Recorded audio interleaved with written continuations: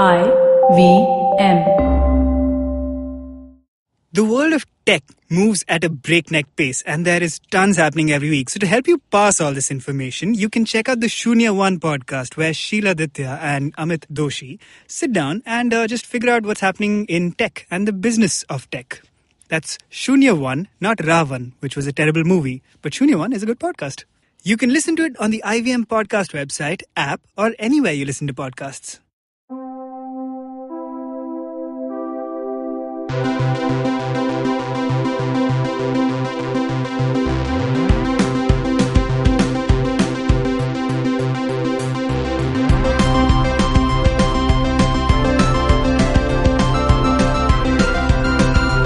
Hi everybody, welcome to another episode of the Geek Fruit Podcast. Today is just Dinkar and me, Tejas. What's up? How's it going, man? The OG combo. Well, it's not... well, Jishnu's not here today, so I guess we're missing one person. But he, it's a great loss to not have him on the show since he knows so much about a certain period in cartoon history. Which revolves a lot around Transformers, I guess, and other around robots. MASKS. Mask. Yeah. Well, that's actually where that's the end of his I guess. But today we're going to be talking about cartoons. And is this going to be a multi-parter? It is going to be a multi-parter. Wow, that's awesome. There's a lot to talk about. We're talking about all the cartoons. We're literally going to talk about all the cartoons. Yeah. So from cartoon history, we're going to try and pick up right from the beginning. And maybe a few episodes later on, we'll finish right at 2018 because that's the year we're in right now. It's been a year of like some pretty great cartoons this year as well. This year, not this. I mean, like 2017. You mean 2017? Yes. Right. Well, this year's just starting. Yes, but exactly. It's only going to get better. So we have a lot of ground to cover. Let's start at the. What is your I guess we all watch cartoons. Everyone's watched cartoons. Yeah, we all watch cartoons. Yeah. That's how you get into nerddom, right? That's the first thing you watch. Yeah, that makes sense. I mean, what did you watch before a cartoon? That's true. Yeah, maybe advertisement, sports. Maybe I think maybe a little bit of sports, maybe some. You ads, end up watching a lot of stuff which your parents watch. In a weird way, like stuff that you can watch with your parents, in which case sports, I guess, becomes a big part of it. I suppose so. But then, how much did you register of any of it as opposed to cartoons, where you knew what was going on and you were like excited about it? Yeah, that's true. I remember watching cartoons and the original Star Trek. Yeah, though I didn't get it at all. Oh, the original Star Trek. Okay, I was a TNG because they'd guy. air right next to each other, if I remember correctly. This is both of us. We grew up in Dubai, so that's how I used to watch stuff were weird. on Channel 33. This channel is for all our Middle East kids, all our Dubai kids at least. Yeah, should know that. 2 o'clock it used to switch over. Yep. I used to watch. My mom and I used to watch a lot of that. They used to shoot Tintin as well. Yes. We'll get to all those cartoons. Yeah. So we have plenty to go through. So let's start at the very beginning. With Disney. I guess Disney is the... there was... I was watching some of the old black and white cartoons, and obviously Steamboat Willie is one that, everybody kind of mentions as the, as the first... The very first, yeah. It's the very first, but it isn't really the first animated cartoon. Obviously, True. there was stuff before that.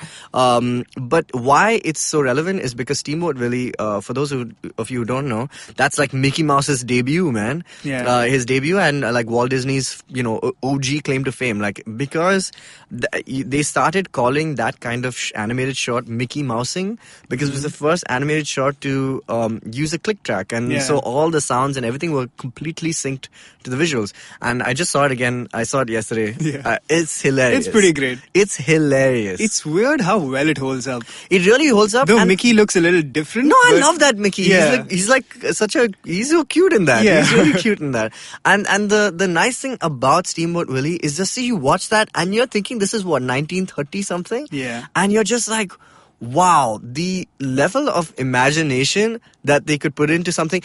Like when we think about animated cartoons, this is what we're thinking of because it started off that way. So I'm saying, what did these guys use as reference? I mean, I guess like what was it like? Nothing. There were Charlie Chaplin humor. Maybe was that a contemporary of it? Yeah, but Charlie Chaplin humor, I think what these guys pioneered, other than just like physical comedy, which they were great at, Yeah. they took Charlie Chaplin to the next level. Right. It's so, the whole click track thing, Yeah. it's so perfectly synced It's with the insanely- music. The music itself It's so good. is so well orchestrated, and like it's just a a myriad of of instruments. It's like this huge jazz kind of thing going on, Yeah. and every like bonk on the head is cued with Yeah, like some with awesome like a musical cue. Yeah, it's awesome, It's man. amazing. Yeah, it's quite a That's feat. why I think the original, all of these were theatrical shots. They play in theaters. Yeah. And they were sometimes they were done so well with the music that the entire series were usually just music based, like Merry Melodies. Yeah, of course, was Merry the Melodies. Walt Disney thing, And there Silly was Symphonies as Silly well. Symphonies, Yeah, yes, and yeah. Looney Tunes. It was all just music based. Yeah, it was. They were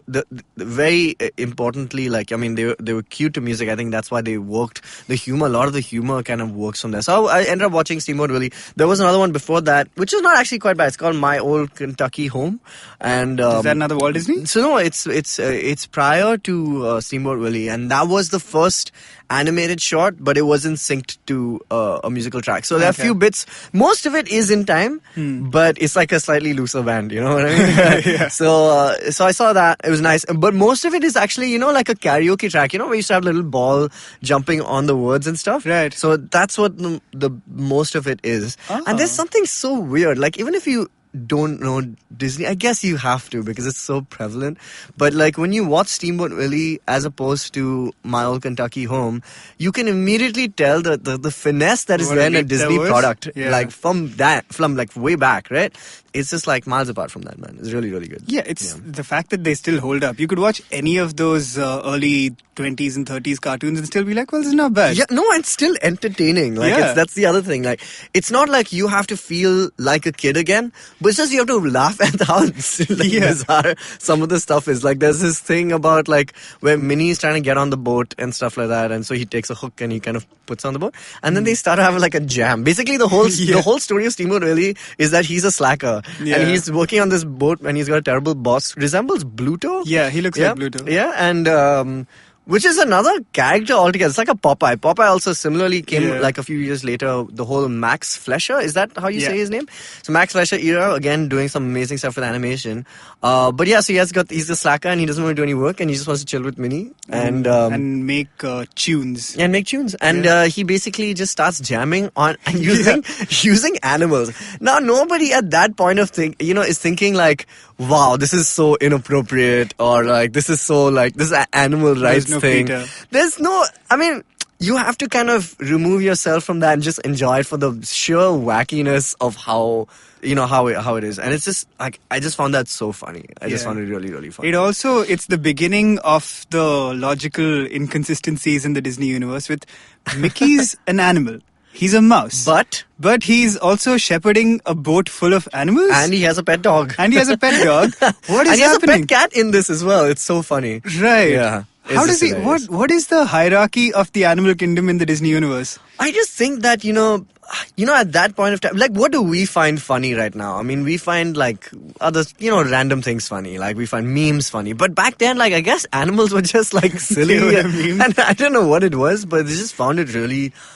interesting to kind of just play around with that format. Because the moment you put animals into something, it's not, immediately it's not trying to be realistic. It's like, and he proceeds to play like the xylophone on like a cow's like teeth. Like ribs. Oh no, the teeth. Yeah. So funny, dude. It's just pure like comedy. It's like it's great comedy. So you're right. That's actually where they started off doing it as theatrical shorts, and a lot of them started getting nominated for like the Academy Award Association. They started making an entire category for that, like animated shorts and stuff. Of which the next cartoon which we're going to talk about, Tom and Jerry. Legendary. Obviously, let's talk a little bit about the whole Hanna-Barbera kind of era. Yeah. These guys really a lot of people use Disney as the greatest example. Walt Disney obviously is a pioneer. Snow White and Seven Dwarfs kind of changed the game animation wise, but Joe Barbera and William Hanna are some of the they are the reason why kids watch cartoons the morning. So the Huckleberry Hound show, which was their first show, was the first time an animated cartoon was aired on TV. Yeah. And it became like the first cartoon show, and that is our legacy. That's our legacy. No, and because I mean, so obviously there was the theatrical animated short that was kind of going in. I think it was before films and stuff like that. They used to just play it in the theater, and because it got theatrical run, it was automatically nominated for awards. And Tom and Jerry, which came out like during that little run, I think they got nominated like 8 times, and they won also twice. I remember they won for the Cat Concerto, because before the short used to air, they would show the picture of the Oscar. And they say this is the one that won, which is great. And obviously Tom and Jerry is just brilliant. Simple conceptually. I mean, I saw the debut episode. The first episode, he's called Jasper in that, and I think then they fixed it. They changed names eventually. Mickey used to be called Mortimer. Yeah, Mortimer Mouse. Yeah. But yeah, and you see the changes in the animation over like the several seasons that have come out. So Tom and Jerry didn't do it in seasons because it was not on television. They did it in volumes. So in like the difference between volume 1 and volume 2 is like huge, because suddenly, I don't know if you noticed this, but in the beginning, Tom is quite vindictive. Yeah. And, he is the villain of the piece. And then later on, as you keep watching and you go through the season, Jerry becomes kind of a dick. Jerry's a dick. No, obviously, Jerry's a smart one, but you start to feel like hella bad for Tom, right? You start to become sympathetic for him, and he becomes like the drawing of Tom becomes changes, right? Yeah, it becomes like almost softer, like a little more chill, not as, vicious. Like his eyebrows in the beginning are just like, are more pointy. He's like an angular feline. Exactly, yeah. And he becomes like a softer, fluffy guy. Yeah, and he becomes the sympathetic hero of the whole thing. Anyway, and Tom and Jerry obviously has a crazy history. But like, I think my favorite thing about Tom and Jerry is definitely the yells and the screams that Tom would make. That is like, for me, that's like, I don't think I've heard anything like it ever in my life. I can't even recreate it, but we should play some of that. But apparently that was all. I think it was all William Hanna. So just like making and other they'd have sounds. Voices occasionally. Yes, with the lady who would pick Tom up. Mammy Two Shoes. Thomas. Yeah, Mammy Two Thomas. Shoes. Thomas. Yeah. So and just amazing scores, man. Like I can remember some episodes just based on the music. So I think, like the one that Jerry takes I can't remember this one too well, but like I think he takes like 2 things from the fridge, and like basically there's like water all over the house. Yes, and he turns it into ice. Yeah, I remember that. Yeah. And there's this beautiful score that kind of goes with it. Isn't it this one? Yeah, exactly. Yeah, so that's it. I forget which composer it was, but it's a legendary piece. Legendary. They used great music, dude. Do you remember this episode where Tom is wooing this cat lady who's in a balcony? Yeah, it's called Solid Serenade. Solid Serenade, correct. There's a Louis Jordan track. Yeah. Is you ain't my baby? Yeah, and that is just like one of the funniest things where it's just a dum dum dum dum dum. The guy is just saying that bass line and just going, is you ain't my baby? And Louis Jordan actually sang that. Yeah, that's amazing, song. Dude. Like, and they've occasionally spoken, and like, I mean, just that by itself is in just the so first funny. Tom and Jerry movie, legendarily. The Magic Ring? Is that one? I forget. Yeah, I think it might have been the Magic Ring. But I distinctly remember the scene where they start talking. Where Jerry says something and Tom's like, you can speak? Yeah. It's like, you can speak? And then they're like, so why didn't we ever talk? And he's like, you never said anything. That's genius. But I mean, like, obviously, everyone prefers them as like these, just, these mute characters who can, just express so much more with just their actions literally spoke 1,000 words in this show. So yeah, Tom and Jerry, amazing cartoon. Move on to more, more Hanna-Barbera stuff. Man, I was watching, so for this episode, I watched a lot of the Flintstones. And like, just after, maybe watching maybe an hour of stuff and just researching and stuff, man, the Flintstones is truly a landmark show in American history and just like television history, purely because I think when there's so many great stories around this show. First of all, I ended up watching like more episodes of The Honeymooners. I mean, at the time, The Honeymooners was like this amazing sitcom that had Jackie Gleason, who wrote and directed a lot of it.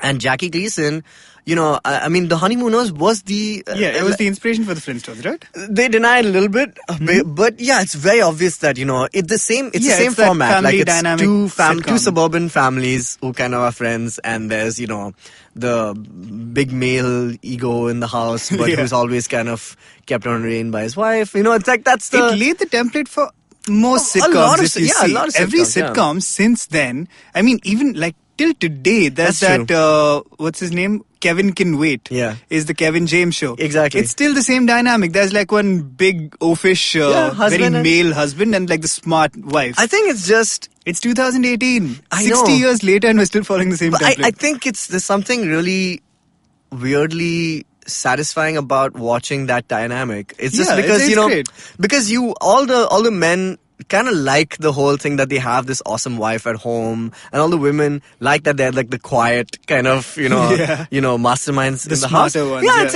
it's a really nice kind of dynamic. I know, a lot of things have branched out from there, and a lot of it is spun off from that.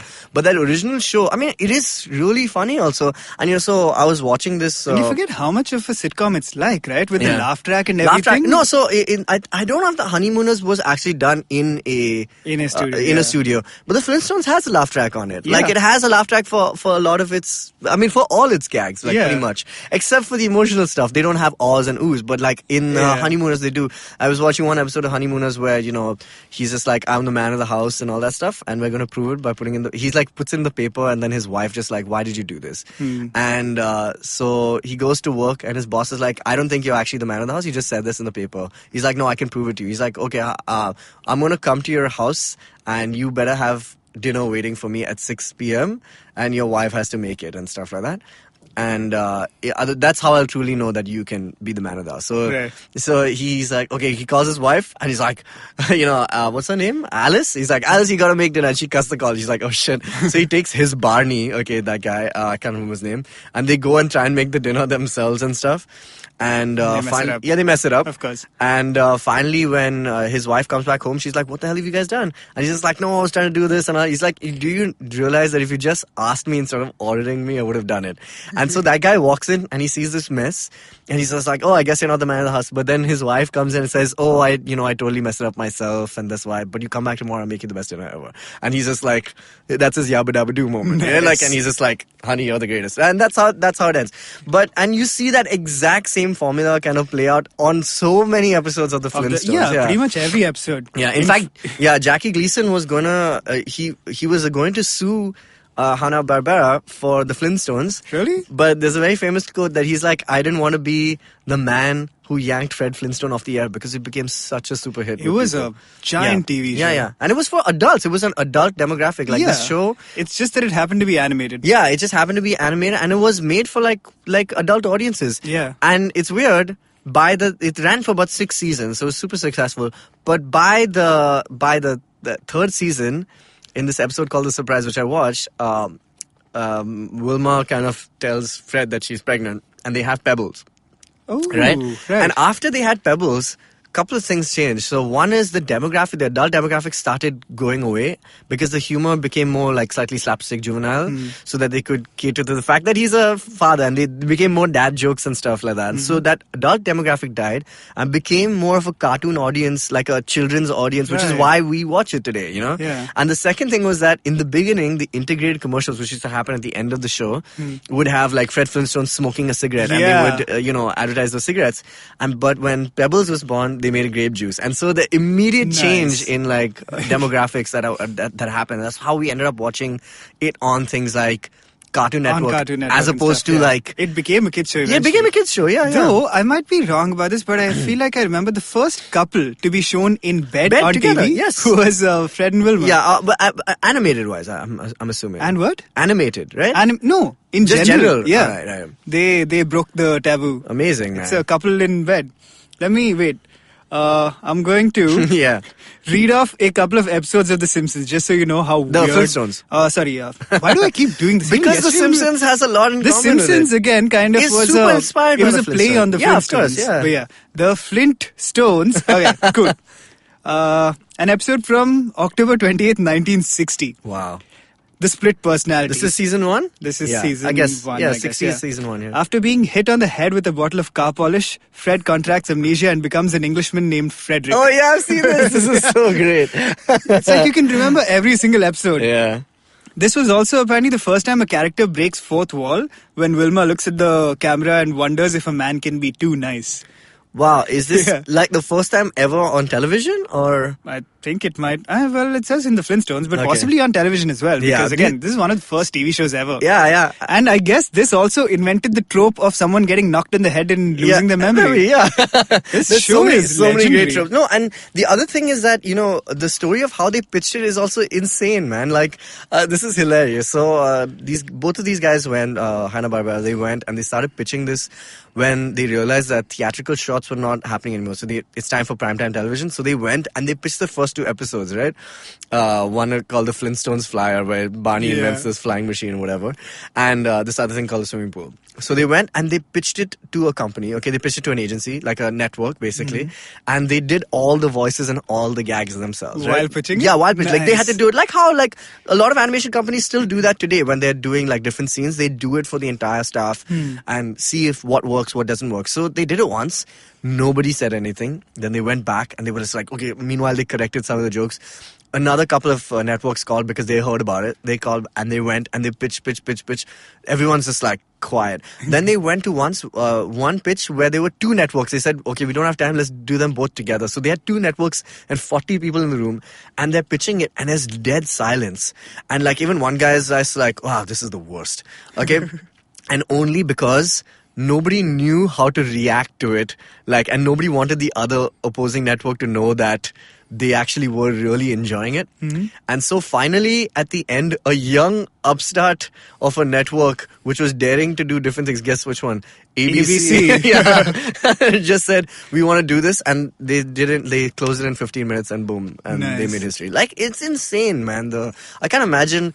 Like, one of our friends was just telling me, he was like, would it be awesome to do like a biopic of Hanna-Barbera? Because I'm sure that must have been a crazy time, man. Like, for animation and it's so unprecedented. Yeah. So anyway, by the way, for all those people who don't know, the Meet the Flintstones theme song also didn't appear till like season 3. Oh, really? Yeah. I didn't know Before that. that, it was like an overture that resembled a lot of the Looney Tunes kind of, the intro, the overture. Ah. And it was this piece called Rise and Shine. And then by season 3, they started Meet the Flintstones because it sounded too much like something else. So they got Meet the Flintstones. That means, and also, the whole idea of them going to the drive-in theater at the end. Yeah. So the first 3 seasons has them without Pebbles and Bam Bam. And Pebbles is there then only on top of Dino's head for 10 episodes. Yeah. And then Bam Bam, who's adopted, by the way, which also marks the first time infertility was addressed on television. Yeah, because Betty and Barney say that, hey, we can't have kids. So it's actually the first time that's ever been addressed. Yeah, and so they because they find him on their doorstep and they adopt him, and then 10 episodes later, both of them are sitting on top of Dino's head. So in it the also intro invented the trope of finding a baby on your doorstep. credits. Yes, exactly. And Cool. of course, the great gag of an animal doing some work and then looking at the camera and going like, oh, hey, it's a living. All right. Okay. Cool. So we're gonna take a short break, and we're gonna come back to talk about more of the era of Hanna-Barbera. Hello, I'm Sanjeev, And I'm Tushar. and this is the Rotomout Podcast, a weekly show where we talk about motors and motoring in India. Cars, bikes, rickshaws, buses, friends, familiars, and time pass. Find us every week on the IVM podcast app or any other app you might use. Stuck in traffic? Put on Rotomouth. Taking a while in the loo? Rotomouth is there for you. Dude, that sounded particularly disgusting. Thank you. But seriously, catch Rotomouth every week.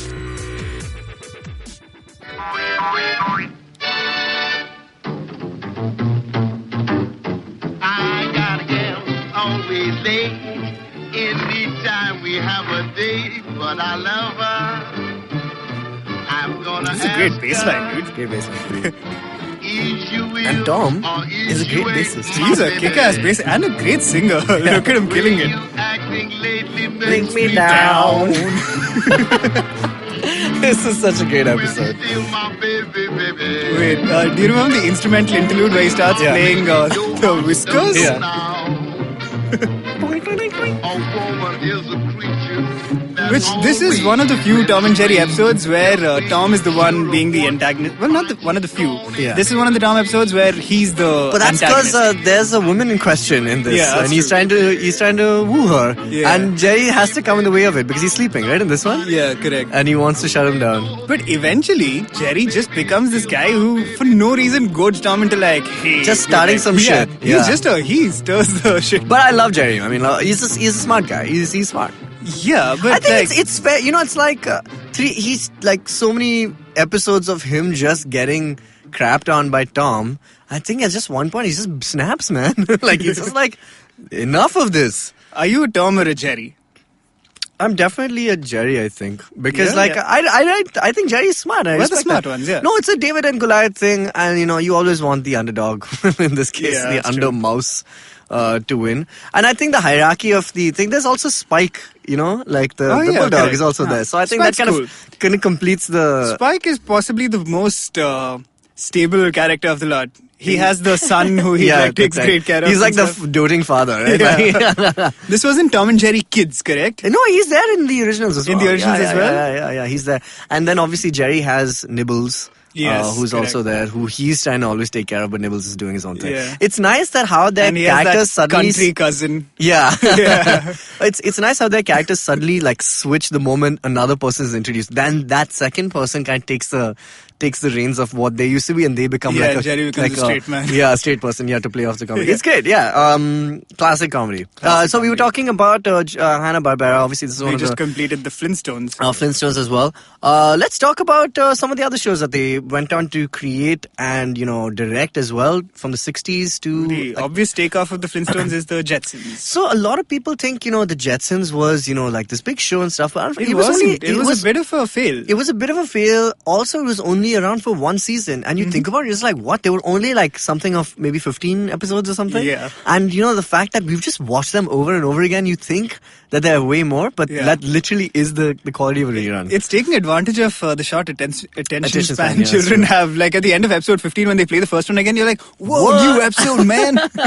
Yeah, and I don't know whether, George Jetson ever gets his, promotion at Spacely Sprockets or whatever it is. But yeah, it's... He does. Doesn't he keep getting promotions? Something, But I don't always know. to the same thing. They're like, Mr. Sprocket. yeah, Jetson, you're going to be vice president now. And then like 2 episodes later, they're like, Jetson, you're going to be vice president now. I'm like, I thought, yeah. Oh, He yeah. alternates between the two. Oh, yeah, Can you classic. sing the Jetsons theme song? Meet George Jetson. Correct. Okay. But I'll tell you this. Whenever I think Jetsons theme song, the first thing I think is Jetsons. Meet the Jetsons. And I'm like, that's not right. And then here's boy Elroy. And then Jane, his wife. And that moment where he tries to give her like a dollar bill or something, Yeah, and she and just she takes the takes the wallet. wallet. That's great. That's great. Classic. And Judy, and then there's Rosie as well. Daughter Judy. Yeah. And then? Yeah, and that's it. Is Rosie introduced? There's- Or Astro? No, Astro and Rosie are just part of the gang. Yeah. Yeah. So there you go. So that's Justin. One of my favorite shows that came out not long after was a show called Top Cat. Oh, one of the greatest shows So, of all time. Top Cat is a fantastic show, and I was watching a very quick kind of mini kind of featurette on it, and it was great. It was like it was narrated and presented by this guy called Leon. I think I can't remember, but he voiced Choo Choo, Pinky and Benny the Ball. Yeah. And he's kind of introducing the show. And how this show is so important is because like it only ran for one season. It only had like 28 episodes. But the cool thing about it is that it kind of flipped the entire thing of like the Flintstones was this suburban family, trying to get along and, having kids and being dads and things like that. And suddenly Top Cat kind of introduces like, this gang, the street gang, Yeah. who's always trying to make a quick buck, the ultimate hustler who is Top Cat, and his gang, and set right in, in the middle of New York City. So it's like immediately different thing. Yeah, he lives in a trash can. He lives in a an trash alley. can, yeah, and whenever he's trying to But pull he's off a classy. quick, yeah, he's a classy cat. I mean, like he's trying to pull off a quick job or whatever it is, then he Yeah. kind of just bangs the the trash can, and everybody who is like they keep showing them in different parts of the city. Like one's like, and if you kind of really get the characters now, like one's this beatnik kind of poet, right? Spook, Yeah. who's always like into jazz, and he's like the pseudo intellectual kind of guy. Then there's Choo Choo, who's like a hopeless kind of romantic. sidekick.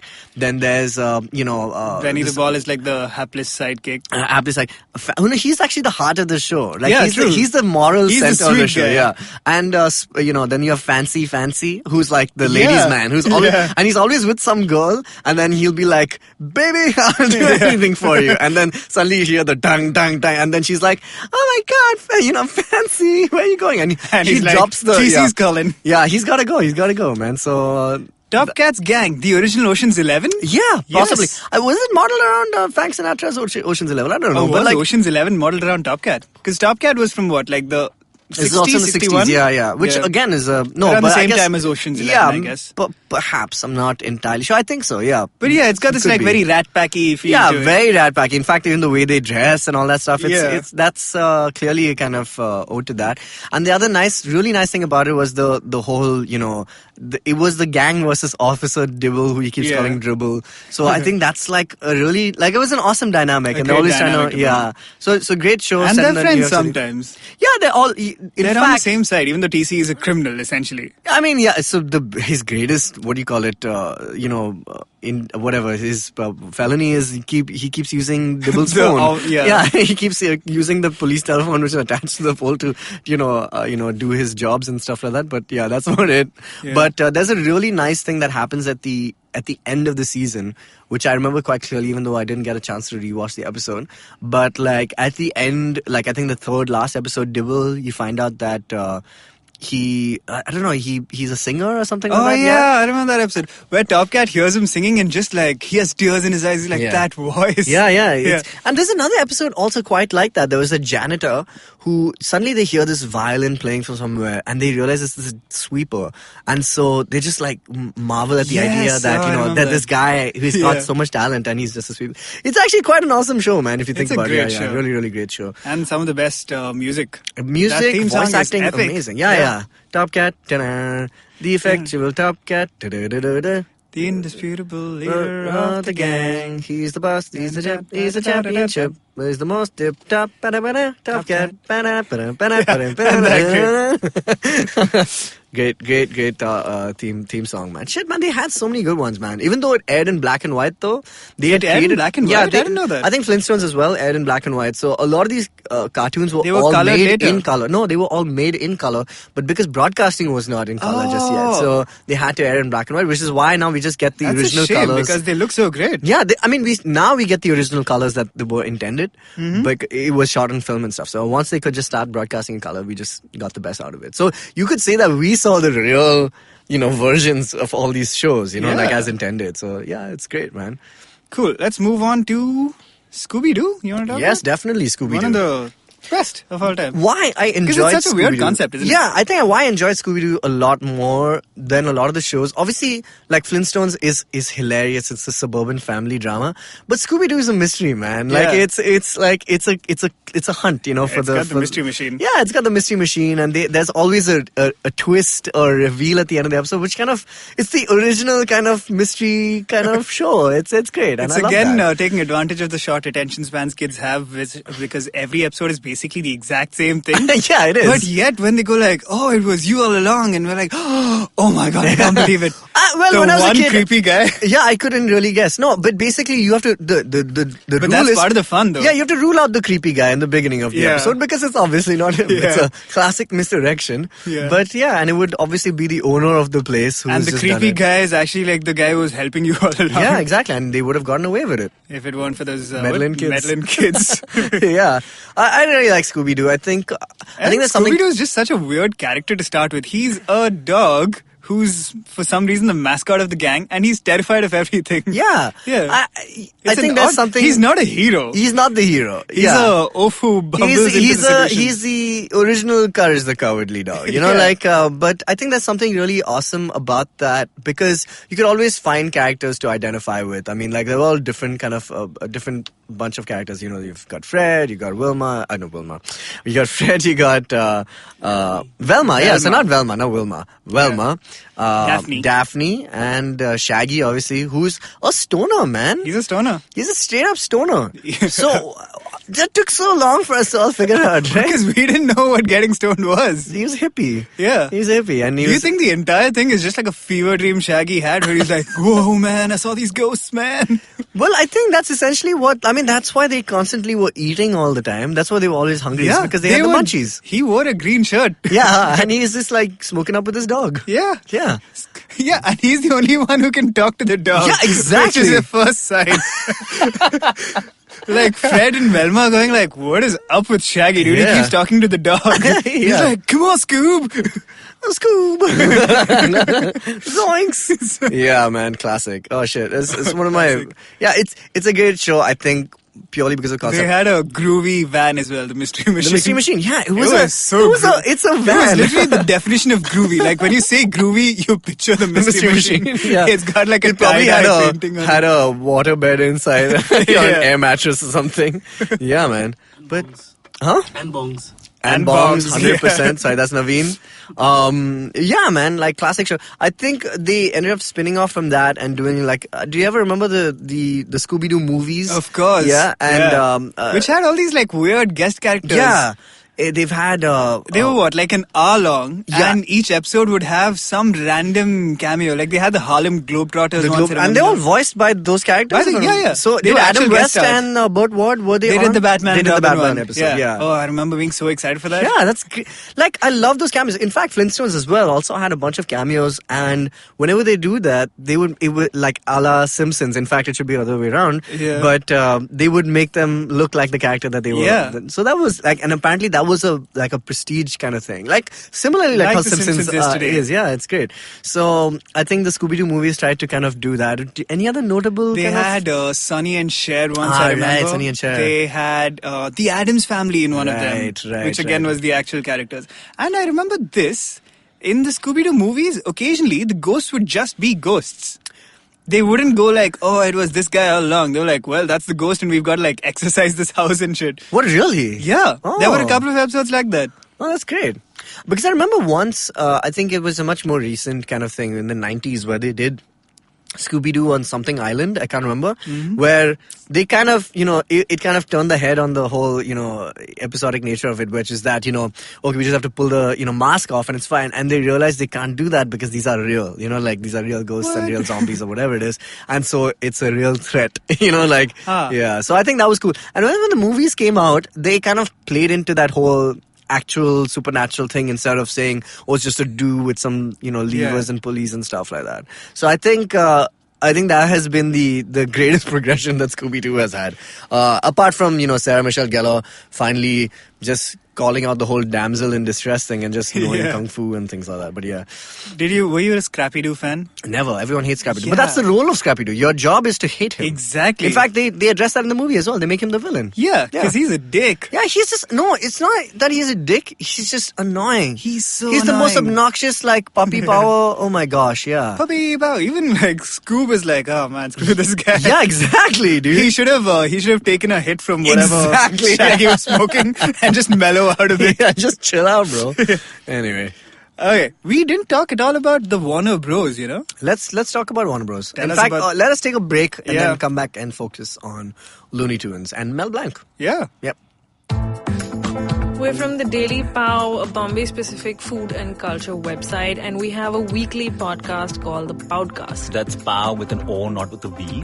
Why is it with an O and not with a V when most people spell pow with a V? Because it's pow, not powerful.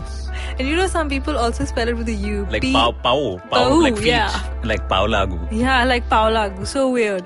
To listen to more of us and what we have to say about the city and its culture and its food, listen to the Poudcast every week on IVM Podcasts.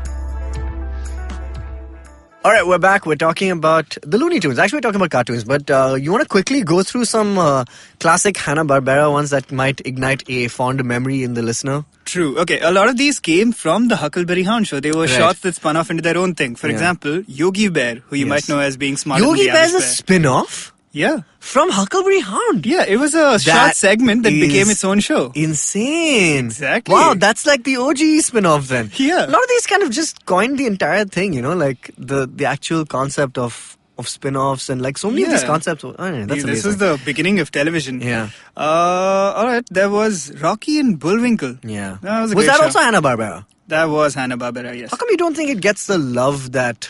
I don't know, I really like it. Yeah, I do, but it's And- not found its way into too many movies starring Robert De Niro. I'll tell you what movie it found itself in. Wonder is Woman. Wonder Woman. Boris and Natasha are but- basically the villains in that movie. Okay. There was Snagglepuss. Heavens Yeah. to Murgatroyd. An exit, stage right even.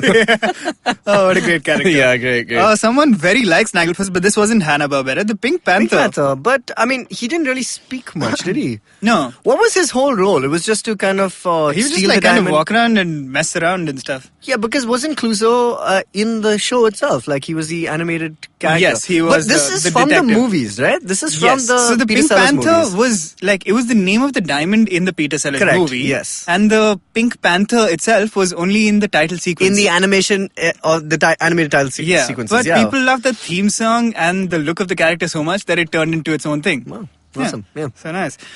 Jonny Quest.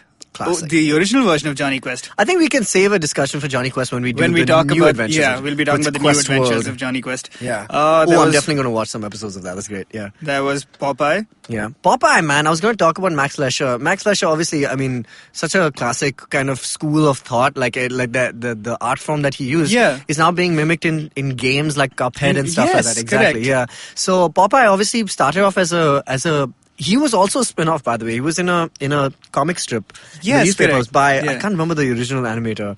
I Oh can't god, either. Edward something. Norton. He can do so many things. Yeah, he invented the antivirus as well.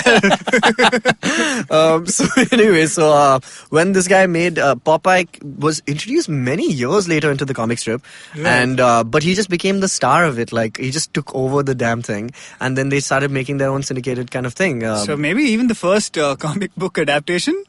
Possibly. Yes. You do. Popeye. You remember when they introduced a magical character called Jeep?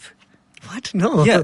There's this flying character that started turning up in the Popeye cartoons. Okay. Called Jeep, who kind of like flies around and goes like Jeep. What? No, I've not seen And the this. Jeep, the vehicle, the Jeep, is What? named after that guy. No. Yeah. That's insane. That's how we got Jeep? That's how we got the Jeep. That's crazy. All right.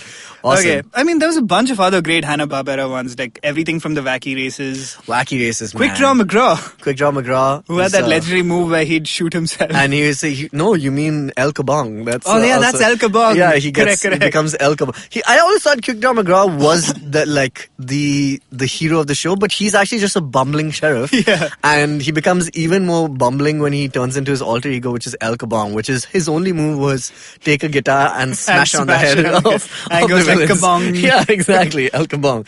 Yeah, that was great. Then there was this show called Space Ghost. Space Ghost, my gosh.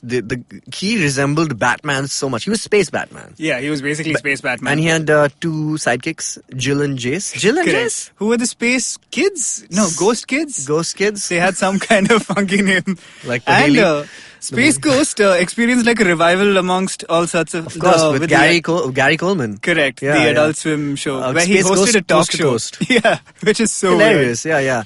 But that's, Space Ghost is originally where we got like Brack and Zorak and all these amazing some characters. great villains. Which are so funny now on Space Coast Coast to Coast, like... Hasn't Radiohead or something been on Space Coast Coast to Coast and stuff? What? Yeah. Yeah, I'm sure. They had like they Tom had York and all the stuff. guests. Yeah, they were proper things. Hilarious. Where he just interviewed them on that little TV thing. right? Yeah. And then from that was Harvey Birdman. Correct. What do you call it? Was Harvey Birdman Gary Coleman? Sorry, if I'm not mistaken. Yeah? Yeah. It might be. Harvey Birdman, Attorney at Law. That's the show. That was another Again, Adult based Swim off show. of Birdman. Yeah. Genius, man. Genius. genius. What a way to recycle these cartoons, right? So we had Space Ghost, then there was Birdman, obviously the original Birdman, then they had Bird Boy. And Birdman was pretty similar to Superman. Yeah? In the sense that he could needed fly. he could fly, and he needed the sun to recharge his. Ooh, himself. okay, I don't remember yeah, that. yeah, and he had a bird and And Space Ghost thing was what? Like, he just fought crime, no? He fought crime in space, and he had like gauntlets which had buttons which could do different things and stuff. Right. He had a cool outfit. Yeah, he's still cool. Yeah, he's as still far cool. as I'm concerned. And he's a great talk show host. Yeah, Hanna-Barbera. Hanna-Barbera did Hong Kong Phooey as well. Oh, correct. Yeah, Hong Kong Phooey was great. Amazing. So many good cartoons. So many great cartoons which were just like silly and funny and great. Yeah, Woody Woodpecker, dude. Amazing. What a great character. But let's talk about the rival at the time to Hanna-Barbera, which was Tex Avery and the entire Looney Tunes era of the era of cartoons and stuff. And I was watching this one clip. Which is from a Clark Gable film called It Happened One Night. And there's this amazing scene where he's sitting on the side of the road with, I can't remember who the actress is. He's teaching her how to hitch a ride. So the different types of thumb movements you can do to kind of catch her. And he is, in one hand, he's explaining it, just like doing the thumb action. And the other hand, he's holding a carrot and he's just like chopping bits off it and he's eating it. And that became the inspiration for Mel Blanc to do Bugs Bunny. And so there's this second season of Flintstones which I was reading about, and in the second season Mel Blanc actually had a very bad accident. He had a huge automobile accident which kind of kept him in a full body cast. So for a few episodes they even took the entire recording room into his ward. Whoa. And they would try and record his voices from there because apart from doing Barney Rubble, which he's the voice for, he did he's known for being a man of 1,000 voices. He did Bugs Bunny. That's everyone. literally what he's called. Yeah, and he also He had Daffy as well. Daffy. He also did Dino and all the other characters on all the tertiary characters on the Flintstones. And so when they were doing that, then they finally said, maybe we can replace him for a bit. But before, he was still in a coma when he just had this accident. And they tried to talk him out of it. They kept talking to him saying, Mel, come on, Mel. Finally, I think the doctor went and said, hey, Bugs. Can you hear me, Bugs? And he woke up and his first line was, what's up, Doc? That's amazing. Yeah, it's insane. It's amazing. What an amazing story. There's this great clip from this, I think the documentary is called A Man with 1,000 Faces, which is about Mel Blanc. Yeah. And Hank Azaria, who plays a great voice actor, On he plays Simpsons, a bunch of characters in The Simpsons. Him and a couple of other people are talking about this legendary moment where that just explains how great Mel Blanc is, which is, I think, in Duck Season. Yeah. The shot. There's this one part where Bugs Bunny, it's a shot starring Bugs Bunny and Daffy Duck. So at one point they come out dressed as each other, trying to convince Elmer Fudd that it's rabbit season. No, it's duck season. And they do each other's voices. And they're like, this is impossible because it's one guy.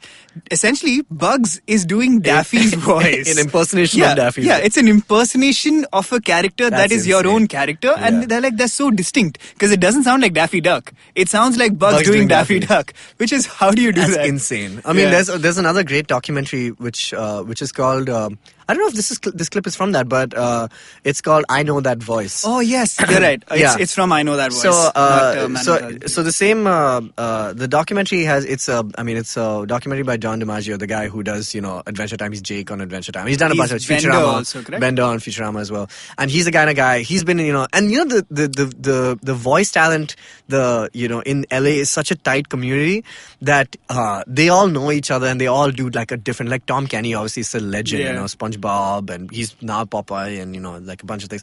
So he's done and so all these guys are just talking about the voice community and how it's so awesome, and these guys, and Mel Blanc is the one name that keeps coming up because he is he's like the godfather of this entire industry. So he's quite a legend.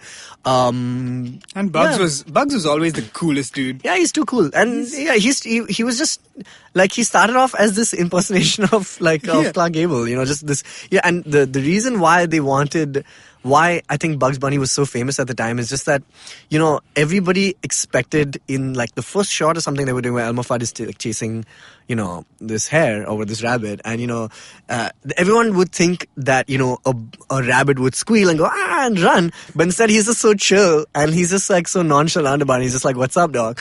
That just made the entire character apparently so chill and then they made it a neurotic duck, which is Daffy. There was a lot more layers to the Looney Tunes because where Disney stuff was basically hey, here's some slapstick humor, the Looney Tunes would use classical music and references to noir and stuff. They were a lot more adult, cultured. A lot more cultured. There's a great scene from 30 Rock where Liz Lemon's phone rings, and it's the Wagner symphony. It's like and Alec Baldwin's character Jack Donaghy is like, "Oh, I didn't know you listened to Wagner." And she's like, "What are you talking about? This is Kill the Wabbit, Kill the Wabbit." Nice, yeah, that's so true. It's so cool.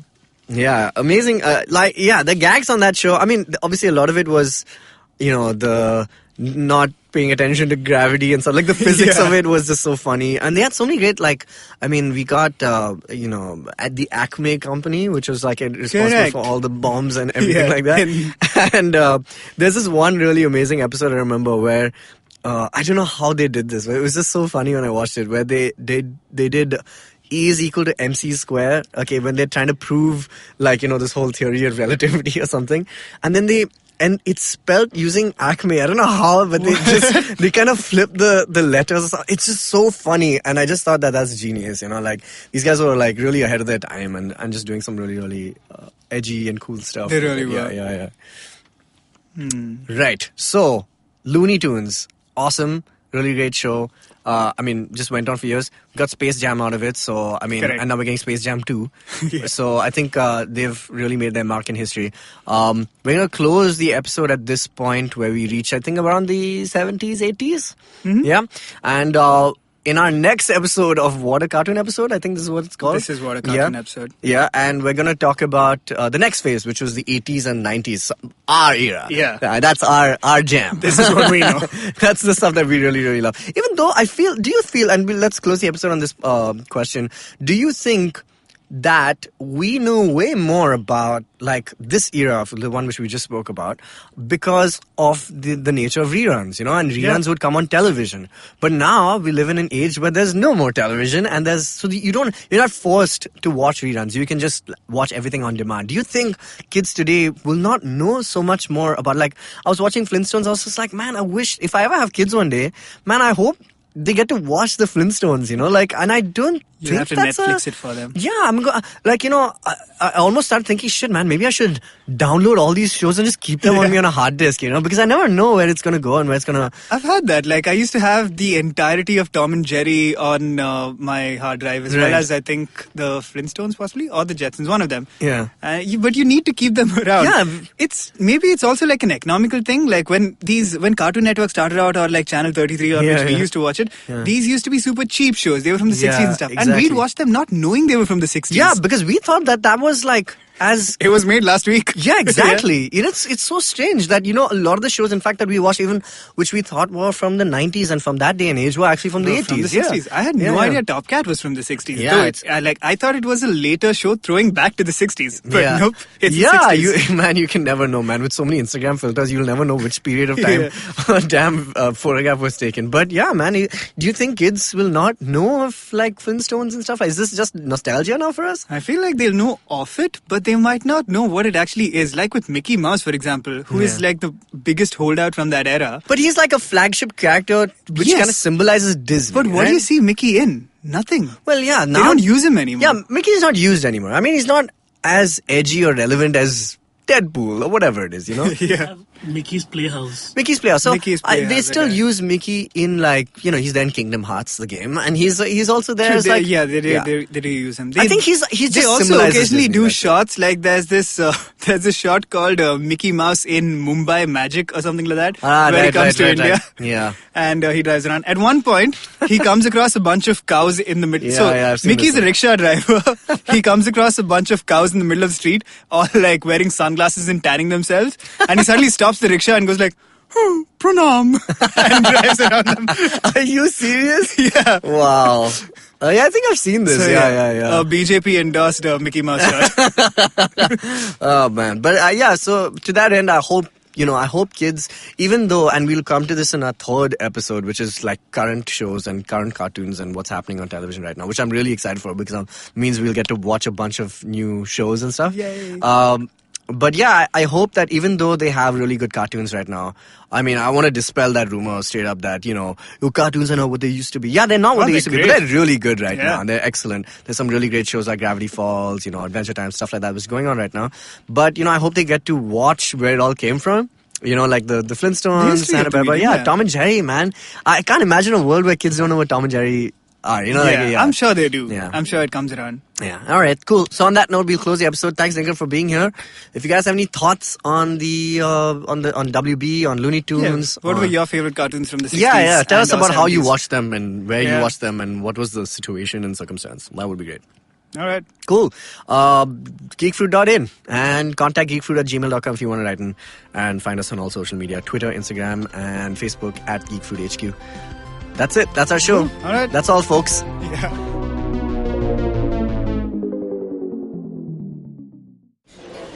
Excuse me भैया, excuse me, बोलिए madam. Menu में क्या है? Menu में scene unseen है, podcast है, on course है, Cyrus है, made in India, rediscovery project, empowering series, sex wax है, IVM लाइक्स है, सिंप्लीफाइड है, कीपिंग इट क्वियर है, टिंग्स एंड डेस्टिनेशंस है, माय नेबर जकरबर्ग है और द फैन गराज है। आपको क्या चाहिए? एक बार रिपीट कर देंगे क्या? रिपीट नहीं करता हम। आप जाओ IVMpodcast.com पे और सुनो ये सब, या फिर डाउनलोड करो उनका ऐप, सब आपकी उंगलियों पे।